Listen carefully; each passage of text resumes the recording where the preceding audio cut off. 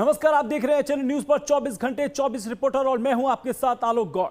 24 घंटे 24 रिपोर्टर में आपका स्वागत है। अपने इस खास बुलेटिन में हम लेकर आए हैं उत्तर प्रदेश की हर खबर, हर जिले से सीधी रिपोर्ट। जहां की खबर है HNN के रिपोर्टर वहीं से सीधे आप तक खबर लेकर आए हैं। देखिए रिपोर्ट।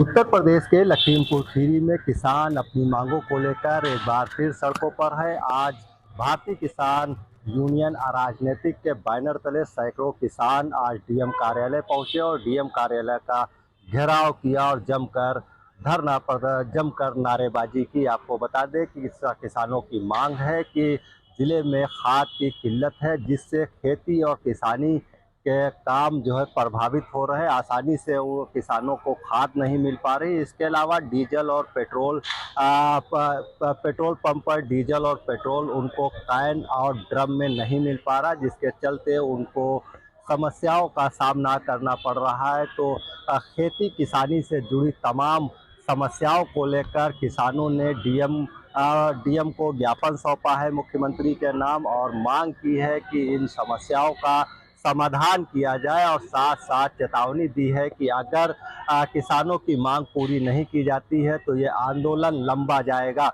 HNN 24x7 के लिए शहनवाज गौरी, लखीमपुर खीरी। के बजरंग दल के कार्यकर्ताओं ने कलेक्ट्रेट परिसर पर पहुंचकर मुरादाबाद के जिला अधिकारी राजेंद्र पौसिया को एक ज्ञापन सौंपा, जिसमें उनके द्वारा धर्म परिवर्तन करवा रहे लोगों के खिलाफ ज्ञापन दिया और उन पर सख्त कार्रवाई की मांग की। बजरंग दल के कार्यकर्ताओं का कहना है कि मुरादाबाद में लगातार धर्मांतरण के मामले बढ़ते जा रहे हैं। आपको बता दें, पूर्व में कोई थाना मजोला क्षेत्र में एक समुदाय के लोगों द्वारा हिंदू समाज के लोगों को धर्म परिवर्तन कराया जा रहा था, जिसपे बजरंग दल के कार्यकर्ताओं को सूचना मिली। सूचना मिलते ही बजरंग दल के कार्यकर्ता मौके पर पहुंचे और पुलिस को सूचना दी, जिसके बाद पुलिस ने मौके पर धर्म परिवर्तन करा रहे लोगों को गिरफ्तार कर लिया। जिसके बाद आज मुरादाबाद के कलेक्ट्रेट परिसर भारी तादाद में बजरंग दल के कार्यकर्ता पहुंचे और उन्होंने ज्ञापन देते हुए जिलाधिकारी से मांग की कि ऐसे लोगों के खिलाफ जो रैकेट चला रहे हैं, इनका सख्त कार्रवाई की जाए और इनको चिन्हित करके जांच की जाए। बजरंग दल के कार्यकर्ताओं का कहना है कि मुरादाबाद में आए दिन धर्म परिवर्तन के मामले सामने आ रहे हैं। 100 से अधिक मामले जो है वो मुरादाबाद से सामने आ गए हैं, जिसके बाद मुरादाबाद के जिला अधिकारी ने भी उन्हें जांच के आश्वासन दिए। मुरादाबाद से HNN के लिए खिजर अंसारी। नोएडा से साइबर ठगी का मामला एक बार फिर सामने आया। आपको बता दें कि एक महिला से 62 लाख रुपए की साइबर ठगी की गई और महिला ने बताया कि मेरे को एक अज्ञात नंबर से मैसेज आया व्हाट्सएप पे और उस मैसेज के माध्यम से जब उस महिला ने बात करनी शुरू करी तो उन्होंने उसे व्हाट्सएप ग्रुप पे जोड़ा, जिसमें इन्वेस्टमेंट के नाम पर मुनाफा देने का लालच दिया गया। इस महिला के द्वारा व्हाट्सएप ग्रुप में जुड़ने के बाद टेलीग्राम ग्रुप से इसका नंबर जोड़ा गया और महिला ने बताया कि व्हाट्सएप और टेलीग्राम के ग्रुप में ये बताया गया कि अगर आप 10,000 रुपये इन्वेस्टमेंट करते हैं तो आपको मुनाफे के तौर पे 40% यानी कि 4,000 रुपये मिल जाएंगे। इसलिए महिला ने जब पहली बार इन्वेस्टमेंट किया तो उस इन्वेस्टमेंट में से मुनाफा हुआ और वो लालच में आई और उसने मुनाफा के चक्कर में 62 लाख रुपये अपने खो दिए, यानी कि साइबर ठगों ने इससे 62 लाख रुपए महिला से ले लिए। जब महिला ने अपने पैसे निकालने की कोशिश की तो उसे एहसास हुआ कि मेरे साथ ठगी हुई है। तत्काल उसने साइबर पुलिस से संपर्क किया और साइबर पुलिस के द्वारा इस मामले में FIR दर्ज करते हुए कार्रवाई कर दी गई। जल्दी आरोपी को पकड़ लिया जाएगा। कैमरा पर्सन राजेंद्र के साथ Ramesh Pariyar, HNN news, Noida. Greater Noida के यमुना स्पोर्ट्स सिटी में मिट्टी का खनन करने वाली JCB को पुलिस ने पकड़ा है। साथ ही साथ वहां मौजूद डंपर को भी पकड़ने की कोशिश की, लेकिन वो भागने में कामयाब रहे। आपको बताएं कि खनन माफियाओं के खिलाफ ग्रेटर नोएडा पुलिस के द्वारा कार्रवाई की जा रही है और देखा जा रहा है जो खनन माफिया रेत या मिट्टी का खनन कर रहे हैं उनको पकड़ा जा रहा है। इसी कड़ी में ये कार्रवाई की गई और जब मौके पे खनन विभाग की टीम मौके पे पहुंची और ग्रेटर नोएडा पुलिस पहुंची तो वहां पे जो खनन माफिया थे वो भागने लगे और उनकी जो JCB थी पुलिस ने उनको पकड़ लिया और उनको लेकर थाने पहुंच गई। इस यमुना के जो किनारे का क्षेत्र है वहाँ विशेष तौर पर इस तरीके का खनन चलता है, उसको लेकर ग्रेटर नोएडा पुलिस समय समय पर कार्रवाई करती रहती है और अभी भी बड़ी कार्रवाई करेगी। और पुलिस का कहना है कि कहीं पे भी खनन चल रहा है हम उसके खिलाफ कार्रवाई करेंगे और वहाँ पे जो भी इक्विपमेंट पाए जाते हैं उनको जब्त किया जाएगा, चाहे वो ट्रक हो चाहे JCB। कैमरा पर्सन अनुज के साथ मैं रमेश परियार, HNN न्यूज, नोएडा। उत्तर प्रदेश की अयोध्या का राम मंदिर जो कि आस्था का केंद्र है, जहां से करोड़ों श्रद्धालुओं की आस्था जुड़ी है, वहां से चंदा चोरी का मामला सामने आने के बाद SIT इस पूरे मामले की जांच कर रही है, जिसमें एक के बाद एक नए खुलासे हो रहे हैं। दरअसल इस पूरे मंदिर में ट्रस्ट के लोगों का भाई भतीजावाद भी चल रहा था। दरअसल जो ट्रस्ट के महासचिव हैं उनके भतीजे का भी हस्तक्षेप था, जो विशेष आमंत्रित सदस्य हैं उनके भी रिश्तेदारों का हस्तक्षेप था और डॉक्टर अनिल मिश्रा के बेटों का भी हस्तक्षेप था। एसआईटी की 3 बिंदुओं पर जांच चल रही है कि आखिर चढ़ावे की रकम कहां गई, जो सोने और चांदी के जेवरात चढ़े थे भगवान को वो कहां गए। सूत्र ये भी बताते हैं कि एसआईटी के हाथ ऐसे पेपर लगे हैं जिसमें राम मंदिर के आसपास की जमीन को 17 गुना महंगा ज्यादा खरीदा गया है। फिलहाल एसआईटी अपनी पूरी रिपोर्ट तैयार कर रही है और अब ये रिपोर्ट केवल चंदा चढ़ावा चोरी तक सीमित नहीं है। अब राम मंदिर की जमीन खरीद से लेकर के जो आभूषण चढ़े थे उनकी भी जांच हो रही है और ऐसा माना जा रहा है कि मुख्यमंत्री को जब ये रिपोर्ट सौंपी जाएगी तो इस पर सख्त से सख्त कार्रवाई होगी, क्योंकि मुख्यमंत्री ने जनता से वादा किया है। अयोध्या में एक जनसभा को संबोधित करते हुए उन्होंने कहा था कि केवल 15 दिन का वक्त दीजिए, व्यक्ति कितना भी प्रभावशाली होगा उसे छोड़ा नहीं जाएगा। वीडियो जर्नलिस्ट समर के साथ पुनीत मोहन, एचएनएन न्यूज, लखनऊ। एक बेटी की शादी गांव में मातम में बदल गई। जी हां, बता दें कि गाजीपुर थाना क्षेत्र के लंबेटा गांव में एक बारात के दौरान हुई हर्ष फायरिंग जानलेवा साबित हो गई। लाइसेंसी बंदूक से चलाई गई गोली लगने से एक व्यक्ति की मौके पर मौत हो गई, जबकि 4 लोग घायल हो गए। बताया जाता है कि गांव में बेटी की शादी के लिए बारात आई हुई थी कि सभी बाराती और गांव के लोग अगवानी का आनंद ले रहे थे कि गांव का ही सुमित उर्फ पप्पू तिवारी अपनी बंदूक से ड्रोन कैमरे की तरफ पॉइंट किया और फायरिंग करने ही जा रहा था कि मौजूद लोगों ने उसे रोकने के लिए कोशिश किया। तभी गोली चल गई, जिससे मौजूद धीरज केवट की मौके पर मौत हो गई और 4 लोग घायल हो गए। गांव में ही अफरा तफरी का माहौल बना रहा। पुलिस को दी गई सूचना पर मौके पर पहुंची पुलिस ने घायलों को उपचार के लिए भेज दिया और बेहतर इलाज के लिए कानपुर रेफर किया गया है, जहां उनका इलाज जारी है। साथ ही मृतक का शव पोस्टमार्टम के लिए पुलिस ने भेज दिया है और विधिक कानूनी कार्रवाई में जुटी हुई है।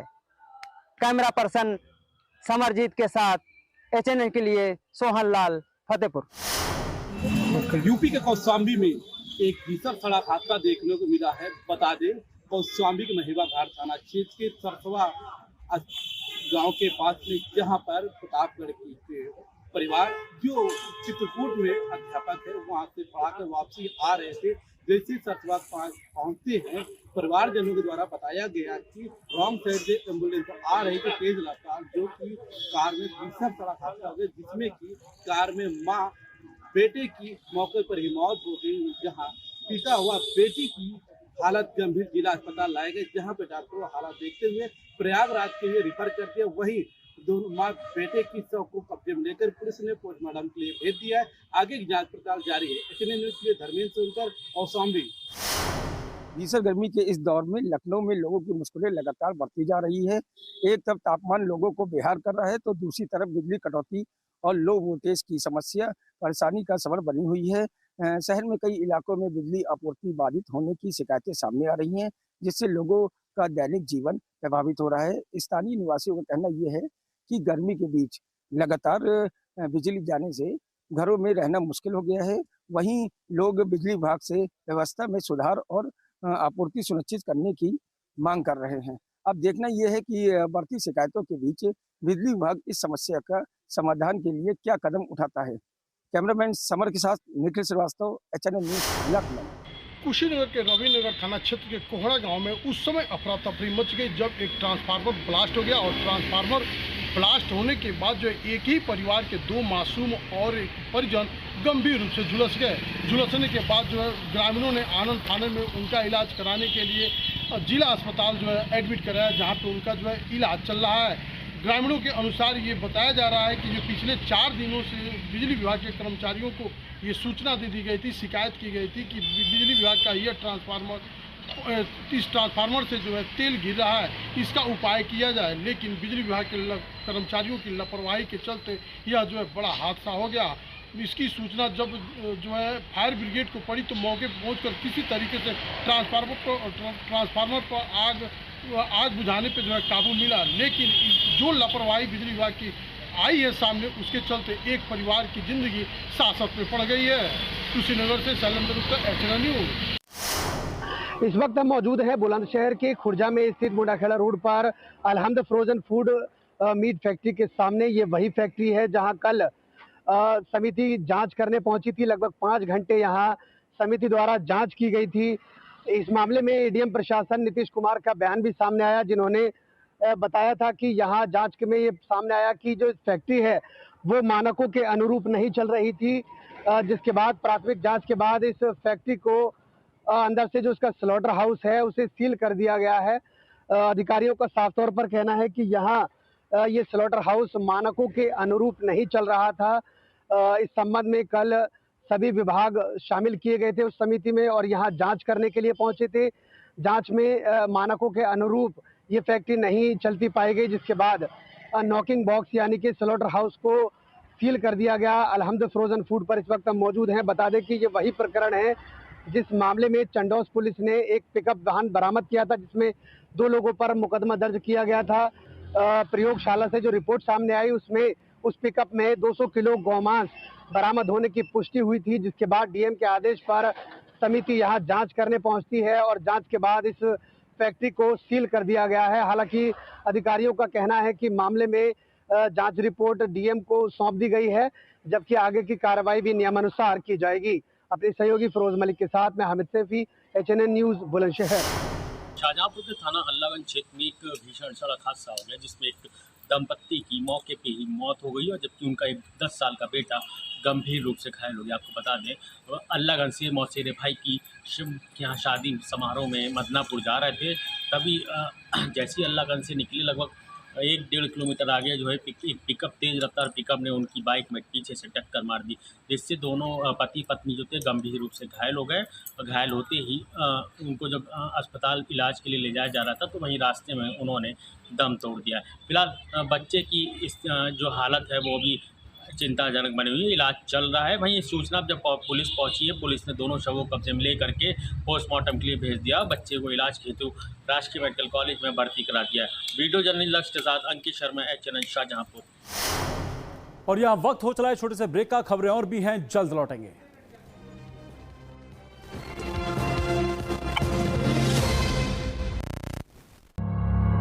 जब हर तरफ खबरों का शोर हो, जब सच और अफवाह में फर्क ना हो, तब एक चैनल उठता है सवालों की रोशनी लेकर, आपके हित की आवाज बनकर। एचएनएन न्यूज, जुनून सच दिखाने का। आइसक्रीम खाओगी? जंगल में आइसक्रीम मिलती है। समर कूल रेफ्रिजरेटर, आप अपनी ड्यूटी निभाओ, ये अपनी ड्यूटी निभाएगा। समर कूल, लाइफ बनाए वंडरफुल। गोल्डी छोले मसाले, जहाँ जाएं रिश्ते बनाए। गोल्डी लाए हैं फ्रेश लॉक टेक्नोलॉजी, जो रखे मसालों को हर समय फ्रेश। फर्श की टाइल्स को चेंज करो, बड़ी स्लिपरी हैं। थर्मोकूल वॉशिंग मशीन। थर्मोकूल, इंडिया का नया अंदाज। हर रोज हो जाता हूँ लेट, साफ नहीं होता है मेरा पेट। अबे घोचू, जीके स्ट्रॉन्ग करने का अक्खा इंडिया को मालूम है। पेट सफा, हर रोग दफा। एक ही जगह। यशस्वी प्रधानमंत्री श्री नरेंद्र मोदी जी के मार्गदर्शन एवं माननीय मुख्यमंत्री श्री योगी आदित्यनाथ जी के संकल्पों से आज उत्तर प्रदेश जैव विविधता, जल एवं पर्यावरण को संरक्षण देने वालों में अग्रणी है। प्रदेश सरकार के संकल्प का सुखद प्रतिफल है कि विगत 9 वर्षों में राज्य में रिकॉर्ड 242 करोड़ से अधिक पौधारोपण किया जा चुका है। हरित आवरण में लगभग 3.5 लाख एकड़ की वृद्धि हुई है। इसी का सुफल है कि आज प्रदेश का लगभग 10% भूभाग वनों एवं वृक्षों से आच्छादित है। प्राकृतिक सौंदर्य से परिपूर्ण रामसर साइट प्रदेश की ग्रीन रेवोल्यूशन की गाथा बयान कर रहा है। प्रत्येक जनपद में अमृत वन पर्यावरण को संजीवनी प्रदान कर रहे हैं। यशस्वी प्रधानमंत्री जी की प्रेरणा से शुरू हुआ एक पेड़ माँ के नाम का अभियान अब जन आंदोलन का रूप ले चुका है। जहां हर खबर है पहाड़ों की तरह खूबसूरत, और हर मुद्दा है उतना ही दमदार। चार धाम यात्रा हो या बारिश का अलर्ट, पहाड़ों की सुरक्षा हो या सरकार के बड़े फैसले, हम बताएंगे आपको हर वक्त हर खबर के साथ। नए उत्तराखंड की नई आवाज, खबर उत्तराखंड, HNN न्यूज पर।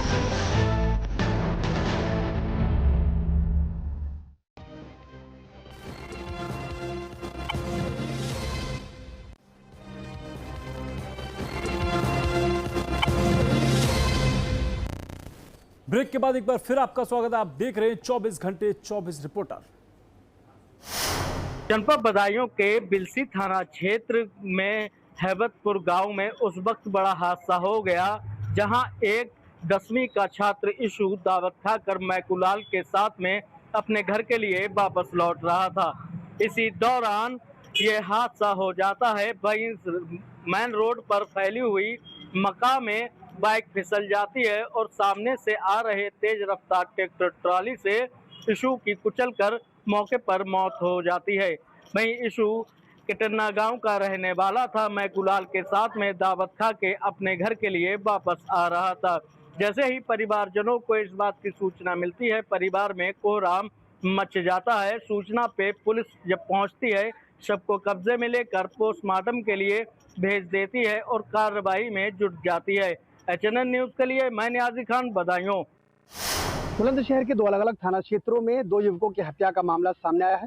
पहला मामला जहांगीराबाद कोतवाली क्षेत्र का है, जहां बीती रात शराब पार्टी के दौरान महेश सैनी नाम के एक युवक को गोली मार दी गई। जब उसे अस्पताल ले जाया गया तो डॉक्टरों ने उसे मृत घोषित कर दिया। मृतक की पहचान महेश सैनी, जो कि जहांगीराबाद के गाँव आहान का निवासी है, बताया जा रहा है कि बीती रात वह अपने दोस्तों के साथ शराब पी रहा था। उसी दौरान उसके एक साथी से उसका विवाद हुआ। विवाद में एक युवक ने उसे गोली मार दी, जिससे उसकी मौत हुई है। मौके पर SP देहात अंतरिक्ष जैन पहुंचे। उनका कहना है कि हत्यारोपी की तलाश की जा रही है, टीमों का गठन किया गया है।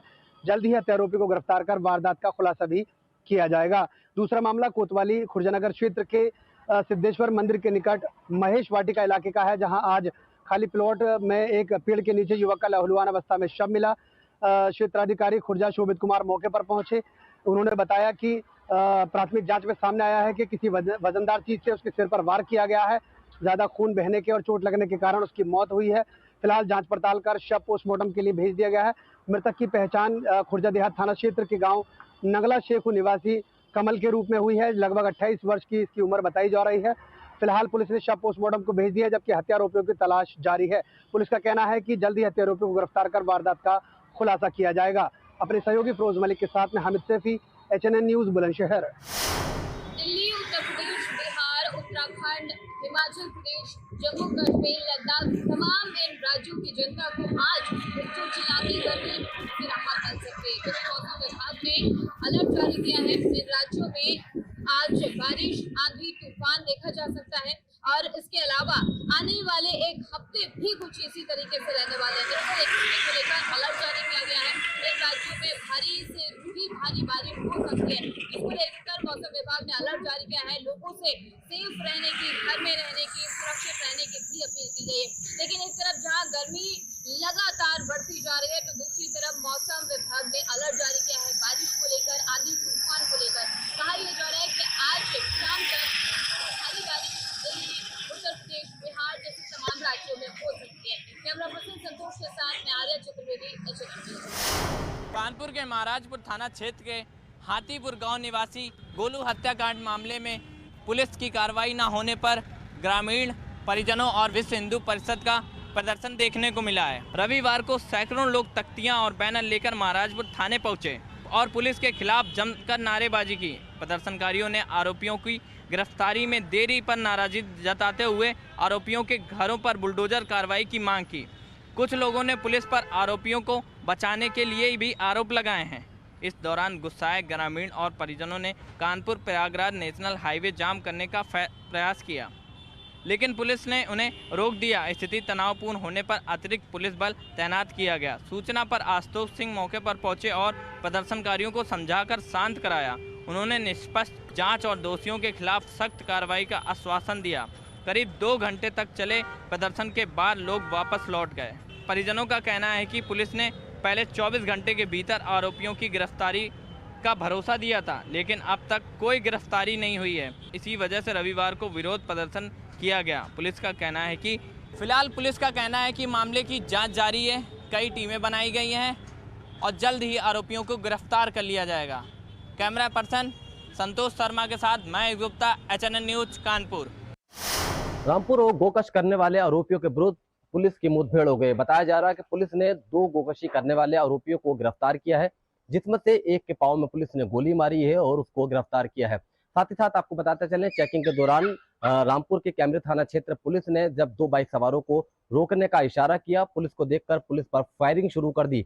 जवाबी फायरिंग में पुलिस ने एक गोकश के पांव में गोली मारी है और उसको गिरफ्तार किया है। बताया जा रहा है इनके पास से गोकशी करने के उपकरण बरामद किए हैं, साथ ही साथ अवैध तमंचा और बाइक भी पुलिस ने बरामद कर ली गई है। रामपुर के ही दोनों गोकश ये बताए जा रहे हैं, पहले से ही इनका आपराधिक इतिहास है। हालांकि पुलिस इस मामले की अभी गुत्थी सुलझाने में लगी है। इनके साथ कौन कौन और अपराधी हैं, गोकशी की घटना को कहां कहां ये अंजाम देते हैं, पुलिस पूरे मामले की तह तक पहुंचेगी। चेकिंग के दौरान की पूरी वारदात बताई जा रही है। गोकशी करने वाले आरोपियों को पुलिस ने धर पकड़ा है। साथ ही साथ रामपुर पुलिस अधीक्षक सौमेंद्र मीणा द्वारा अभियान चलाया जा रहा है आरोपियों के विरुद्ध। उसको लेकर पुलिस लगातार चेकिंग करते नजर आ रही है और जो आरोपी हैं उनको पकड़कर सलाखों के पीछे डालती नजर आ रही है। विशाल सक्सेना, HNN रामपुर।